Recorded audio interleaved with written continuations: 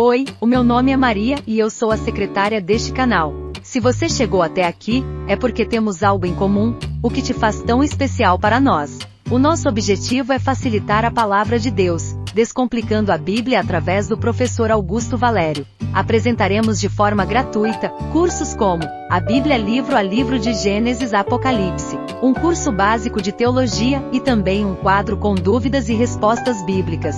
Nos ajude a prosseguir com a obra de Deus, e o nosso Pix é 21999680160. O vídeo já vai começar, mas antes não deixe de se inscrever para não perder nada e acompanhar todas as novidades no ensino da Palavra de Deus, além do seu like e tocar o sininho.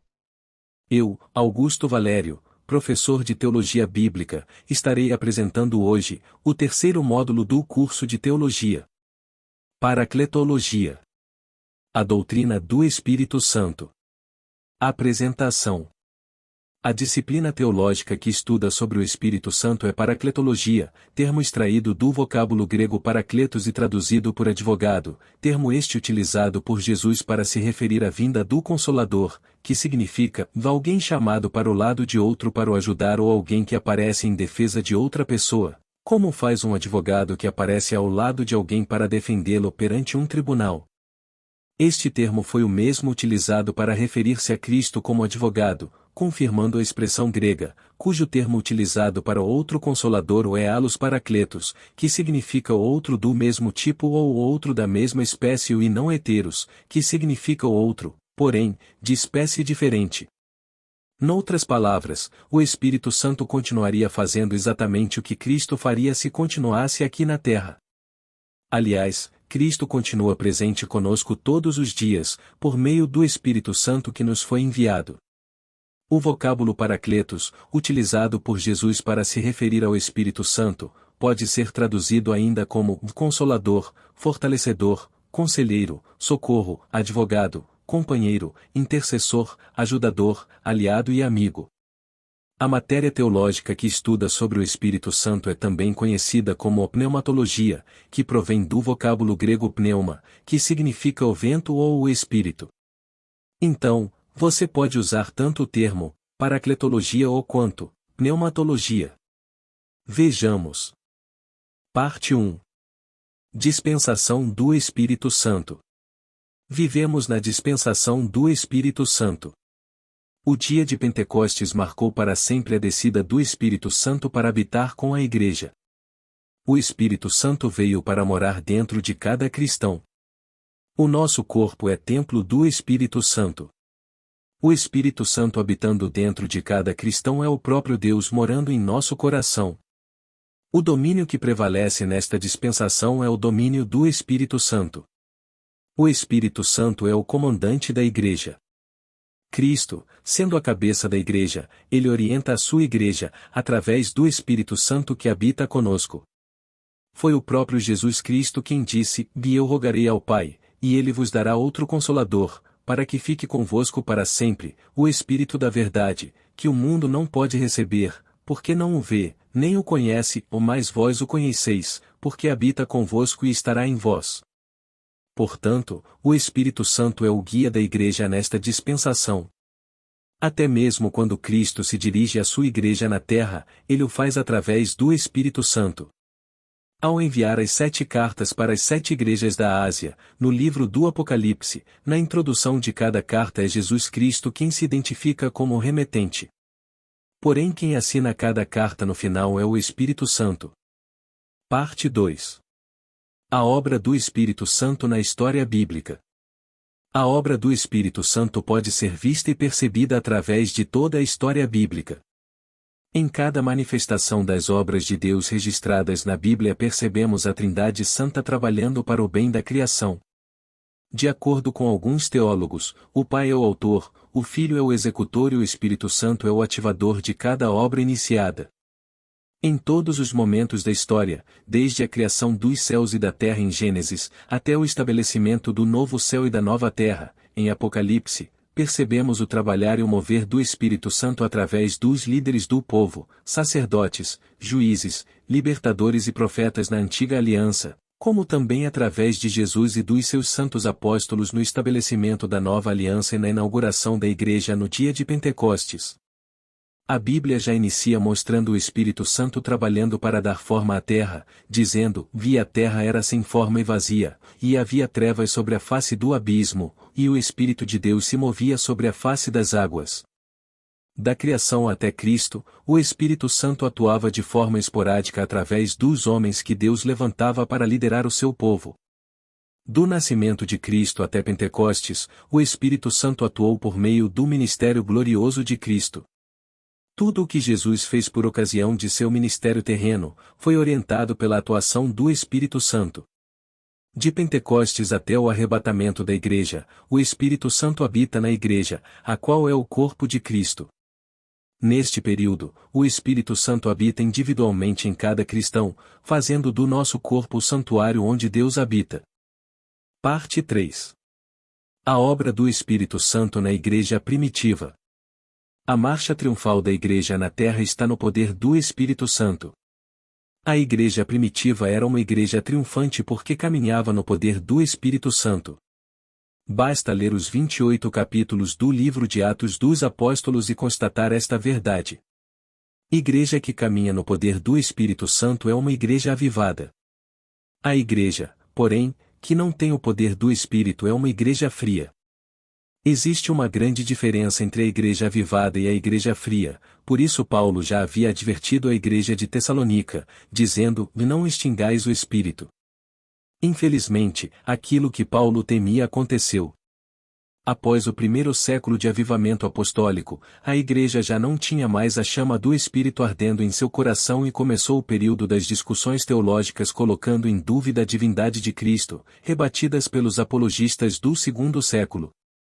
Em seguida veio o período da patrística, onde a filosofia influenciou profundamente a teologia cristã, o conhecimento da letra apagou o brilho do Espírito, dando início à Igreja Romana, a ascensão do papado e tantas outras coisas mais que a doce voz do Espírito foi silenciada por quase 1000 anos, entre o início do catolicismo romano, no século V, até o alvorecer da Reforma Protestante, nos séculos XV e XVI.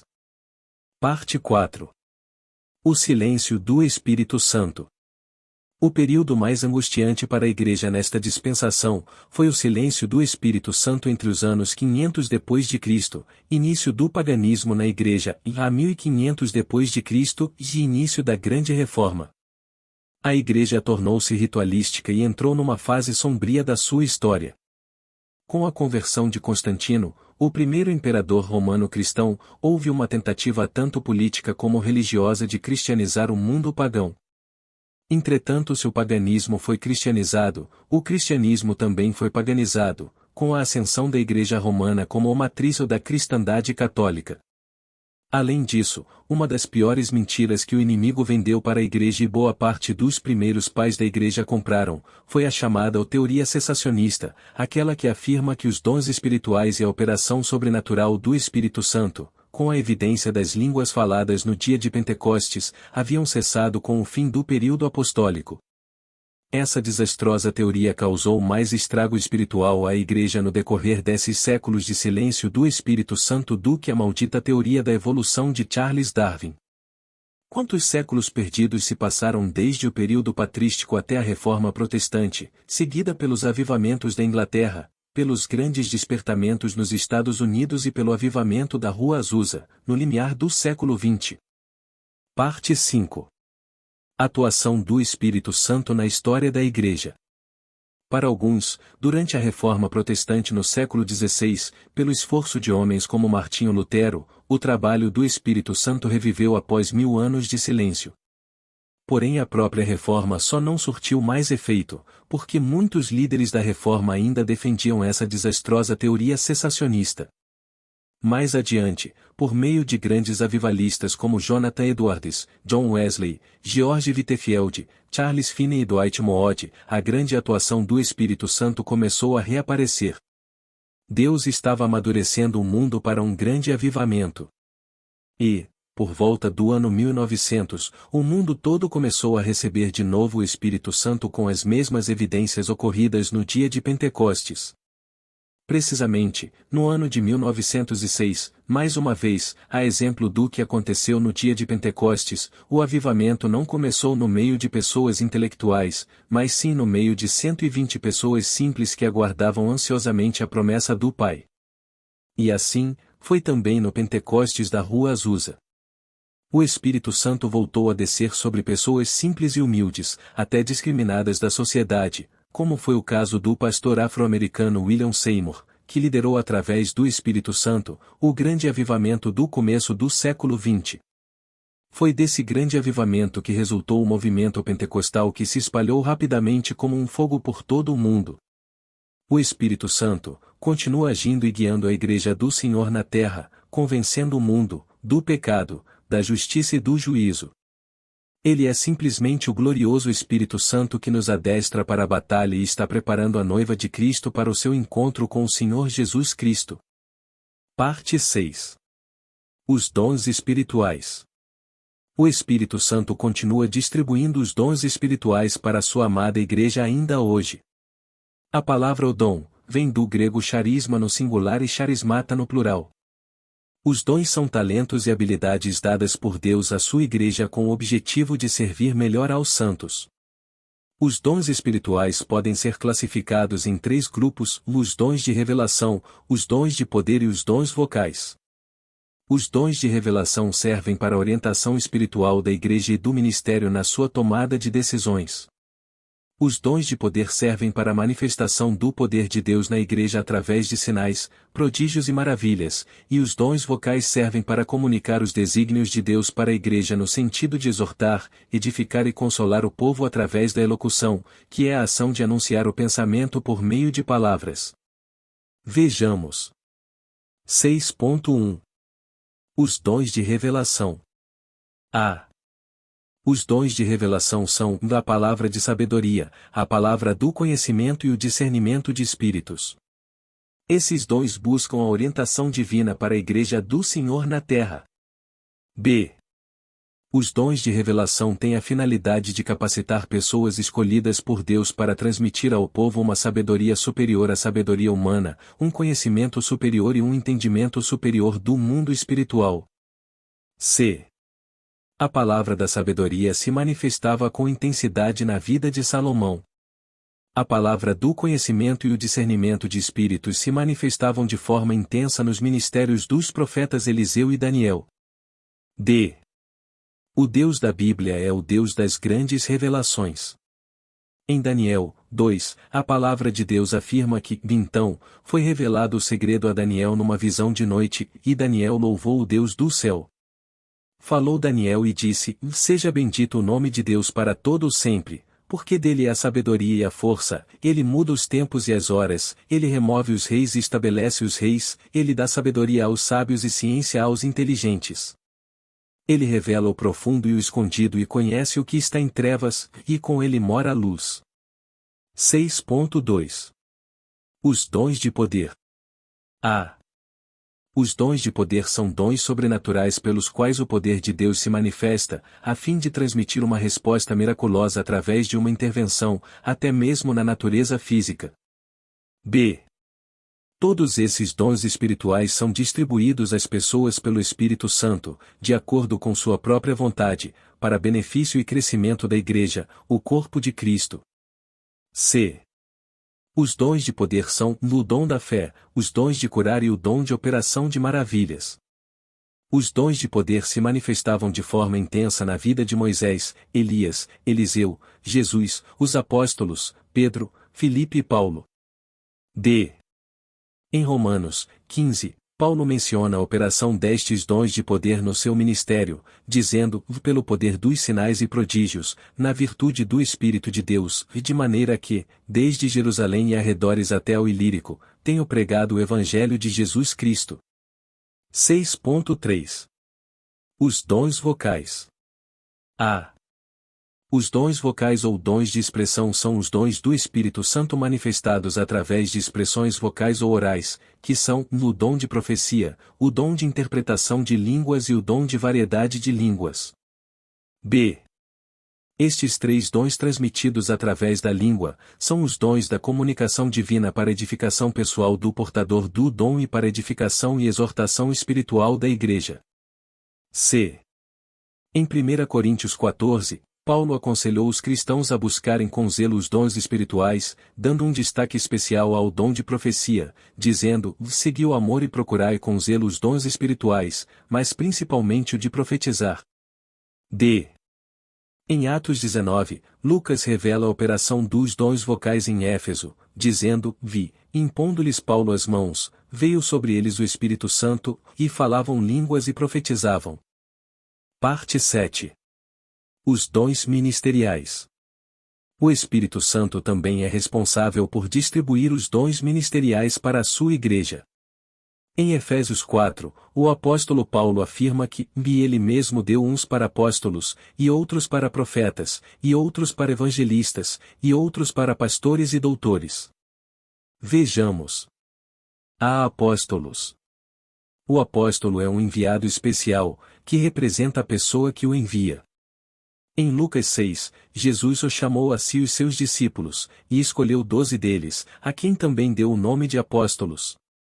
O equivalente no aramaico que Jesus utilizou para o apóstolo é shalia, que significa o alguém que recebeu a comissão e autoridade explícitas daquele que o enviou, mas sem capacidade de transferir seus atributos para outro. Cada apóstolo teve uma chamada explícita, individual e intransferível. B. Profetas. Em Atos 13, Lucas escreve que havia na igreja de Antioquia profetas e mestres, Barnabé, Simeão, por sobrenome Níger, Lúcio de Cirene, Manaém, Colasso de Herodes, o tetrarca, e Saulo.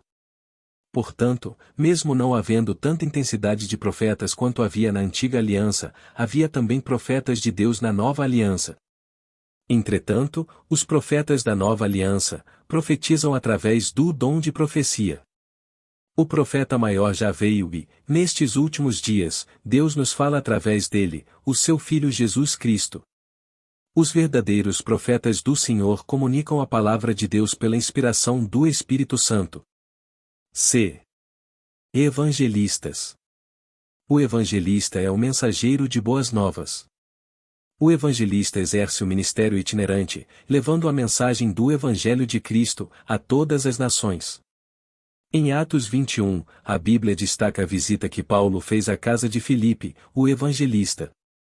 E, em Atos 8, a palavra de Deus destaca a notoriedade do ministério itinerante deste grande evangelista chamado Filipe. Em 2 Timóteo 4, Paulo recomendou a Timóteo, dizendo: faze o trabalho de um evangelista. Timóteo era pastor da igreja de Éfeso e Paulo o aconselhou a realizar também o trabalho de um evangelista. Em nossos dias, temos muitos pastores polivalentes, que pastoreiam, ensinam, pregam e ainda exercem um ministério evangelístico. D. Pastores. O pastor é o homem que apacenta as ovelhas. Quis Deus, na sua graça, que o seu povo fosse chamado de ovelhas e os seus líderes de pastores. Deus é o pastor maior do seu povo, pois no Salmo 100, o salmista disse: sabei que o Senhor é Deus, foi Ele, e não nós, que nos fez povo seu e ovelhas do seu pasto. Aleluia! Os pastores foram levantados por Deus, para pastorearem o rebanho do Senhor. Em Atos 20, a palavra de Deus afirma: olhai, pois, por vós e por todo o rebanho sobre que o Espírito Santo vos constituiu bispos, para apacentardes a igreja de Deus, que ele resgatou com seu próprio sangue. Em Hebreus 13, a Bíblia afirma que Jesus Cristo é o grande pastor das ovelhas, pelo sangue da eterna aliança. Portanto, os pastores devem cuidar bem do rebanho de Deus, pois hão de prestar contas das ovelhas de Cristo. E, mestres ou doutores. Os mestres são conhecidos como os doutores da palavra. São aqueles que conseguem sistematizar a doutrina cristã e revelar um conhecimento mais profundo da palavra de Deus. Em 2 Timóteo, o próprio Paulo afirma que foi designado por Cristo o pregador, apóstolo e mestre. Paulo conseguiu, por meio da revelação divina, sistematizar toda a doutrina do Evangelho de Cristo. Em 2 Pedro 3, o próprio Pedro, o líder do colégio apostólico, reconheceu a grande sabedoria de Paulo, dizendo: "E tende por salvação a longanimidade de nosso Senhor, como também o nosso amado irmão Paulo vos escreveu, segundo a sabedoria que lhe foi dada." Em Atos 13, a palavra de Deus afirma que, e na igreja que estava em Antioquia havia alguns profetas e doutores. Jesus Cristo é o Mestre por excelência. Ele é o Mestre dos mestres. Em João 13, ele mesmo disse: "Em vós me chamais Mestre e Senhor e dizeis bem, porque eu o sou." Jesus Cristo é o Mestre único e inconfundível. Socorro. Em 1 Coríntios 12, o apóstolo Paulo acrescenta mais alguns dons ministeriais em uma outra lista, dizendo: "Via uns pôs Deus na igreja, primeiramente, apóstolos, em segundo lugar, profetas, em terceiro, doutores, depois, milagres, depois, dons de curar, socorros, governos, variedades de línguas." Os operadores de milagres e dons de curar podem ser uma referência aos evangelistas, e a variedade de línguas nesta lista de dons ministeriais pode se referir ao ministério de profetas. Neste caso, as novidades em relação à lista de Efésios 4, seriam apenas duas: socorros e governos. O ministério de socorro é dado para os que possuem o dom de ajudar as pessoas, realizando grandes obras sociais e assistenciais. Governo. O dom ministerial de governo só é concedido pelo Espírito Santo aos que ele capacita para presidir e exercer com prudência os cargos que envolvem a administração eclesiástica. Em Romanos 12, Paulo também se refere a este dom, dizendo: "O que preside, com cuidado." Neste cargo estão incluídos os pastores presidentes de igrejas e convenções, bem como bispos e supervisores de um aglomerado de igrejas filiadas a um setor ou campo eclesiástico. Parte 8. O fruto do Espírito Santo. O fruto do Espírito Santo é constituído daquelas virtudes cristãs que devem ser cultivadas e praticadas por todas as pessoas que foram regeneradas, ao nascerem do Espírito e não da carne. O fruto do Espírito é formado por 9 gomos importantes. Através do fruto do Espírito, podemos compreender ainda mais sobre o caráter do Espírito Santo. Vejamos. Amor. O primeiro gomo do fruto do Espírito Santo é o amor. O amor é a maior e mais sublime de todas as virtudes cristãs. A Trindade Santa demonstra através das Escrituras um amor incomensurável em favor dos homens. O Pai amou o mundo de uma maneira inexplicável. O amor do Filho supera todas as dimensões imagináveis e excede a toda a compreensão humana. O amor do Espírito Santo é tão grande por nós que ele chega a ter ciúmes e um zelo profundo por nossa vida. Alegria ou gozo. O segundo gomo do fruto do Espírito Santo é a alegria. A alegria pode ser definida como um estado emocional de júbilo, contentamento e prazer moral. Como fruto do Espírito, a alegria é a manifestação do gozo do Espírito Santo, mesmo diante das tribulações da vida presente. Paz. O terceiro gomo do fruto do Espírito Santo é a paz. A paz pode ser definida como a tranquilidade da alma e o bem-estar em todas as áreas da vida. A palavra hebraica para o paz é shalom, que é sinônimo de harmonia, plenitude e firmeza. É a sensação de tranquilidade e harmonia no relacionamento com Deus e com os homens. 4. Longanimidade. O quarto gomo do fruto Espírito Santo é a longanimidade. A longanimidade pode ser definida como a capacidade de suportar com paciência a afronta ou ofensa recebida. O próprio Deus é constantemente exaltado e adorado por sua longanimidade para com todos nós. Longânimo é uma pessoa que demora a ficar irada, alguém que tarda em irar-se. Benignidade. O quinto gomo do fruto do Espírito Santo é a benignidade. A benignidade pode ser definida como a qualidade que uma pessoa possui de ser misericordioso e benevolente. A Santíssima Trindade possui em abundância todos os gomos do fruto do Espírito, e servem de modelo para todos nós seguirmos.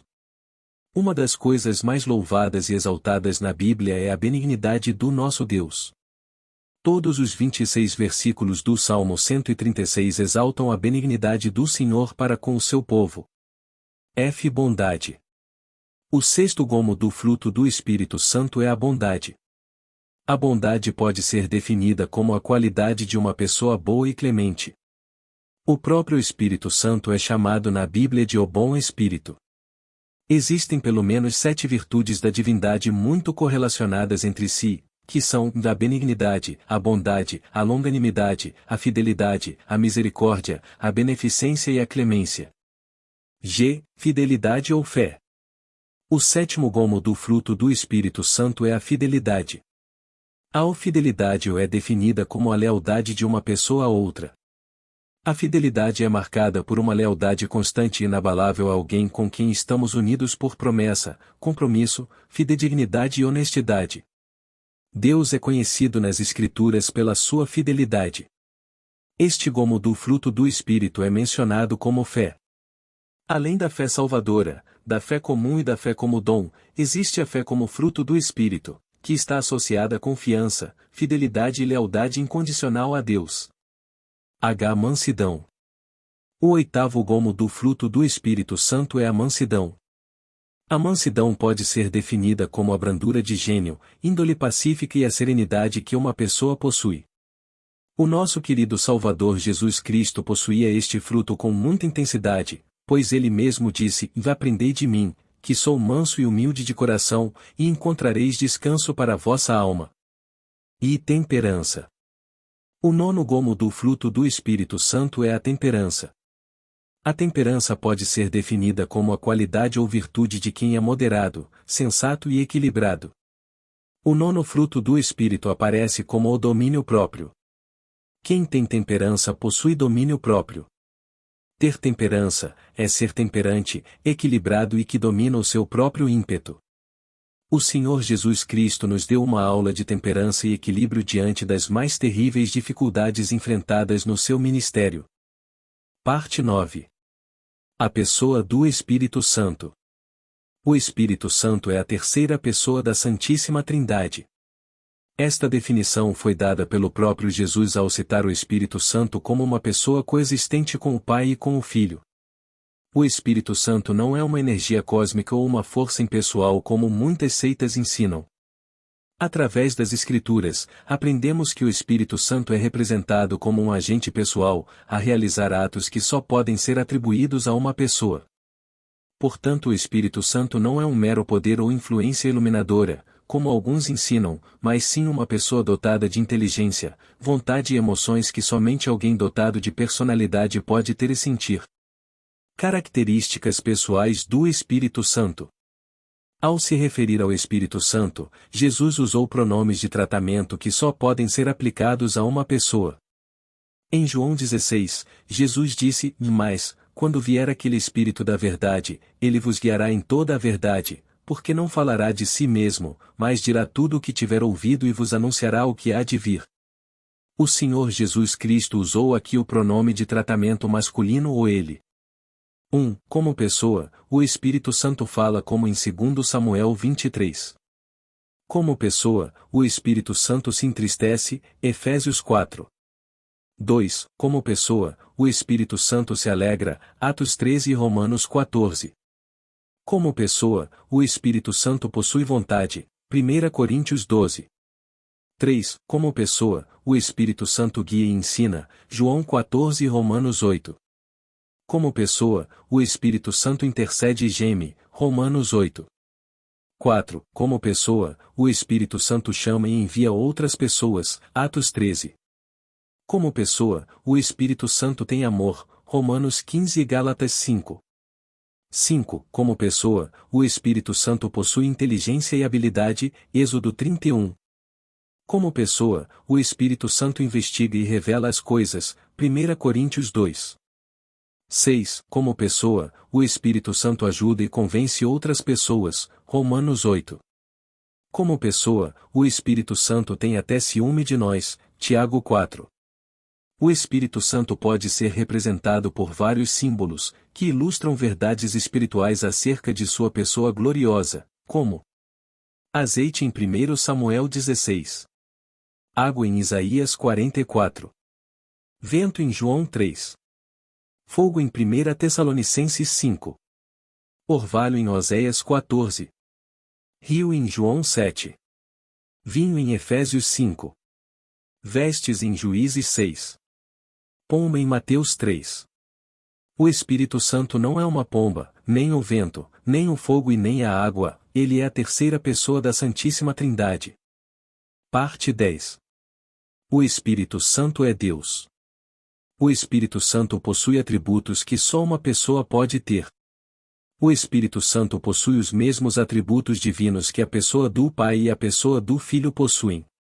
Como a terceira pessoa da Santíssima Trindade, o Espírito Santo faz parte da divindade, sendo coigual, coeterno e da mesma substância do Pai e do Filho. A Trindade não é uma composição de três deuses, mas sim uma única divindade que subsiste em três pessoas. Uma é a pessoa do Pai, outra é a pessoa do Filho e outra é a pessoa do Espírito Santo.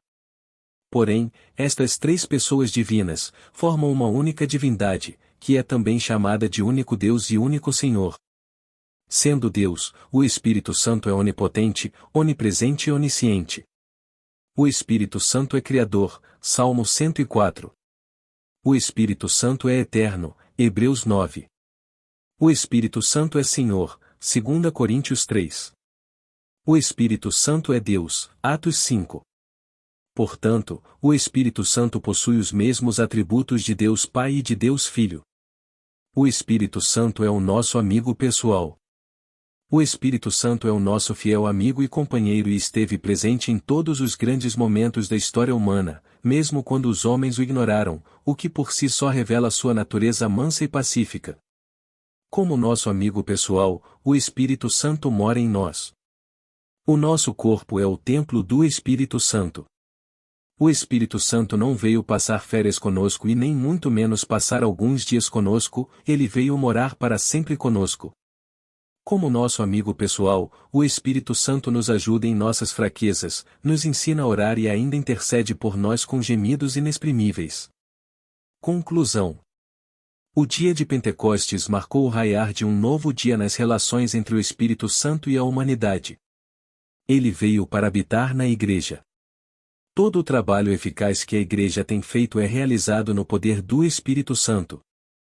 A incredulidade, a dúvida e a crítica podem atacá-la, mas não podem derrotá-la.